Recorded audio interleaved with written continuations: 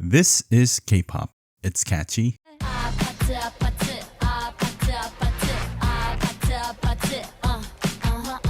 sometimes great,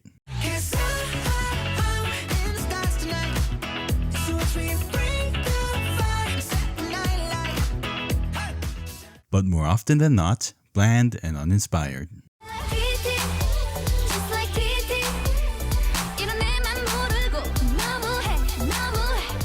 And this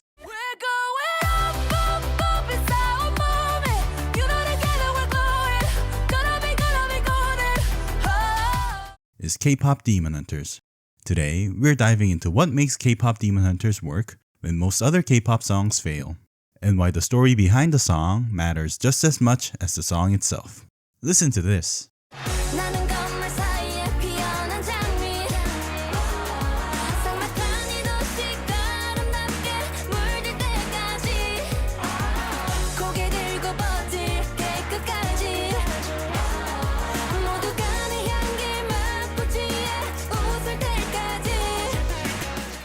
That was Rose Blossom, sung by the K-pop group Key, and while it's an okay song, it certainly lacks depth.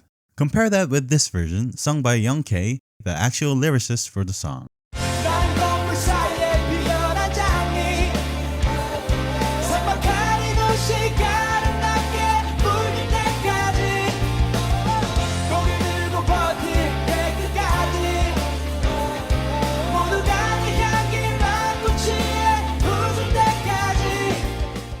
Which one was better? Honestly, it's not even a contest. Rose Blossom is a song about withstanding hardship and showing the world it can never get you down. It's a deeply personal song about an aspiring artist trying to show everyone they're worth it, that they'll bring a smile to your face one day. And as such, it can only be sung to its full potential by the person who wrote it.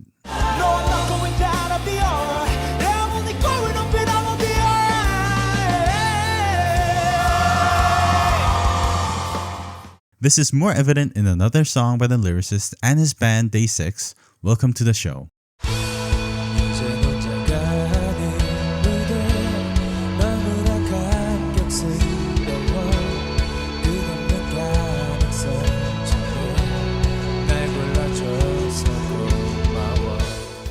Welcome to the Show is the title track for Day 6's 8th album and their comeback song as a band after an almost 3-year hiatus. Due to the individual members' military services, solo releases, and the departure of a member, the band had gone through a rough, uncertain period. This was a song, composed entirely by the band members themselves, that marked their triumphant return as a band.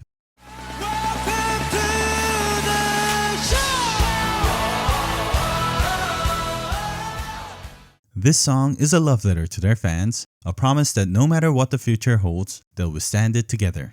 Day 6 as a band has had a tumultuous history. Starting out as a small group of kids, even though they were working for one of the biggest music producers in Korea, they were tasked with writing and performing all their songs on their own. For years, they worked in a small, cramped recording booth, writing and rewriting their songs over and over again. And even after their debut, it was never smooth sailings for them. Fraught with the negative stigma of an idol band, they've had to claw their way up every single step of the way. Welcome to the Show is the culmination of almost 14 years of hard work. Through its lyrics, you can feel their gratitude, their love for their fans, and their unshakable dedication to music, from humble beginnings to becoming one of the biggest bands in South Korea. This is why I believe the story behind the song matters just as much as the song itself, and why singers should make their own music whenever possible.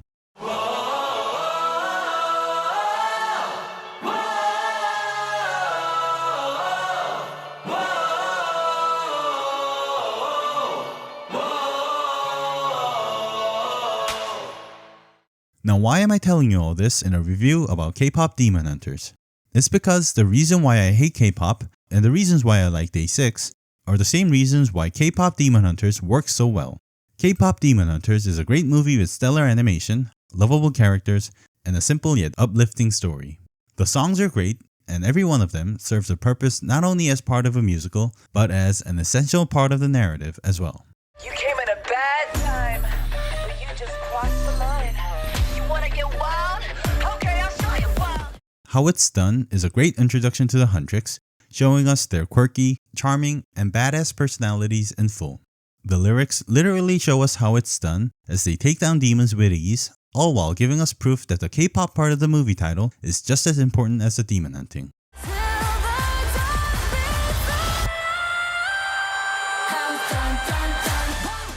Soda Pop is another great introduction, this time for our antagonists, the Saja Boys, as the demons sing a seemingly innocent song about a drink. It's the perfect mask, inviting people in with this catchy tune and bubbly lyrics, all while cleverly foreshadowing their true intentions. Takedown is a song that shows the hatred and disgust the other members of the Huntrix have for the demons. And it's the song that fittingly starts the rift between our protagonist Rumi and the others, as Rumi herself is part demon.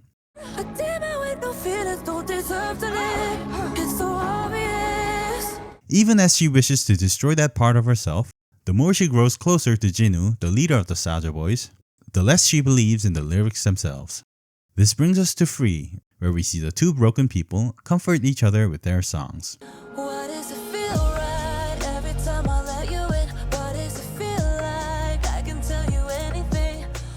As they sing about a possible future where they're both free from their shackles, their shame, and their past, it's the catalyst for Rumi deciding to trust Jinu completely. But her trust backfires as Guima, the lord of the underworld, takes back control of Jinu, sabotaging the Huntress's attempt to close the Hunmun.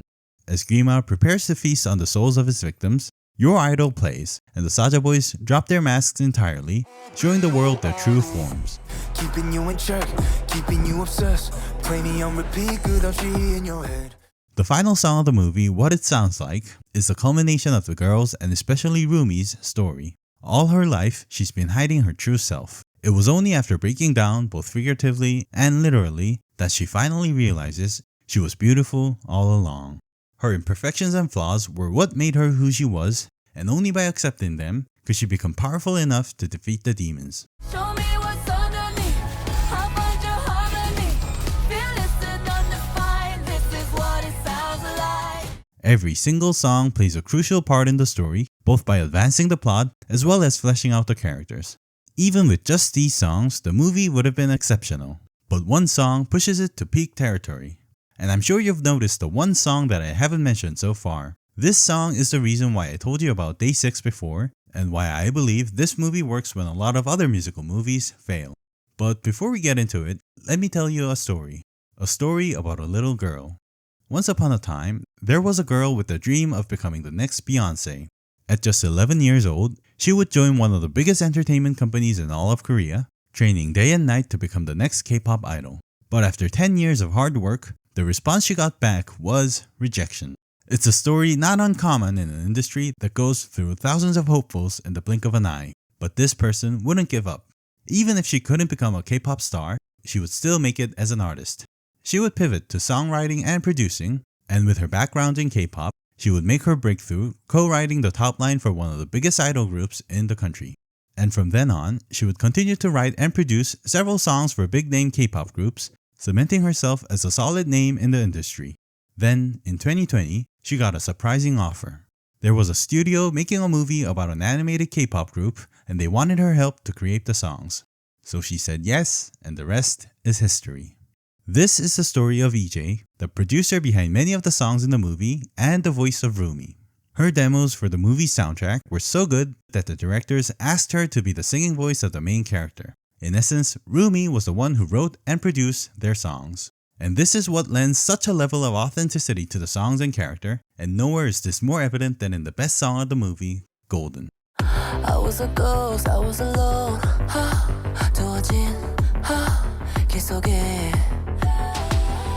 Golden is a song that works not only as a great song, but also as an essential turning point for Rumi. All her life, she's been hiding her true self, not even letting her best friends know who she is. And with this song, she's going to blow it all away. I'm done hiding now, I'm shining like I'm born to be.